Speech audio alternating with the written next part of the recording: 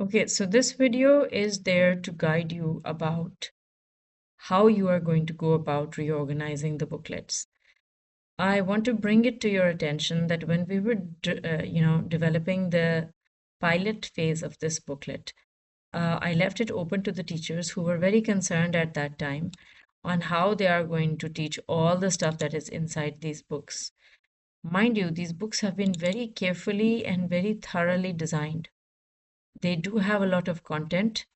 And for the new teachers, I just want to briefly give you an overview of how this content is organized. You may be aware of it, but consider this as a sort of revision before you actually commence the work of revising the booklet.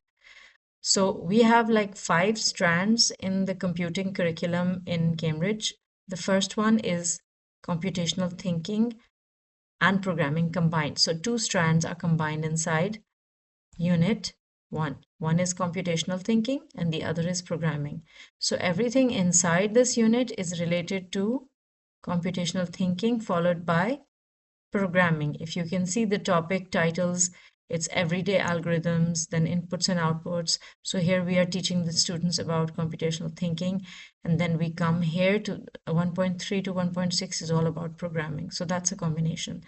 Then when we come to unit 2, we have managing data, and managing data is all about data and spreadsheets and, later on all sorts of other things which are related to it.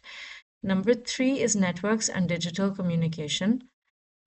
This is, of course, as its name says, all about networks and digital communication. And then the last unit, which is the 5th strand, is about computer systems.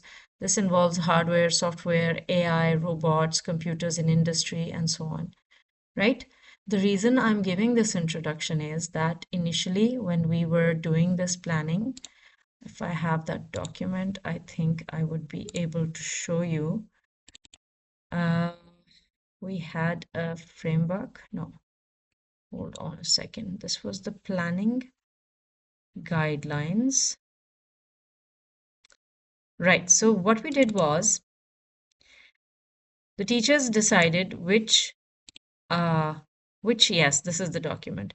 The teachers were given a free hand to decide which units they would be doing in term 1 and which units they would be doing in term 2.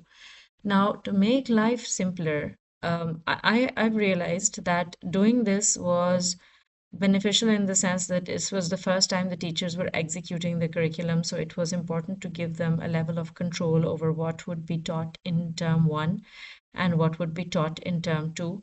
But in hindsight, I think it's better that we do not do this kind of disruption over the grades. So you all need to come to a consensus as to which units we are going to be covering in term 1 and which units we'll be covering in term 2. We can begin with computational thinking and we can leave the programming part out of it in the first term, or we can implement units 3 and 4, which is networks and digital communication and computer systems in the first term, and then the other 2 units in the second term, which is computational thinking and programming and managing data. So personally, I think we should go in sequence that the book has, because there's a reason why they've put computational thinking in as unit 1. So unit 1, computational thinking and programming, will come inside our first term. So we're going to be altering this in the sense that unit 1 will be here and unit 2 will be here. And then unit 3 will be here and unit 4 will be here.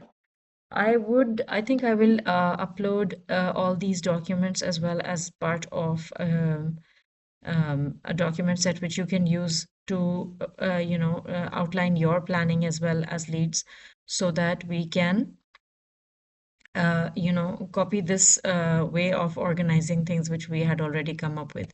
But again, I repeat, let's not create this confusion of having units in different places in all grades. Let's stick to a simple format. Okay.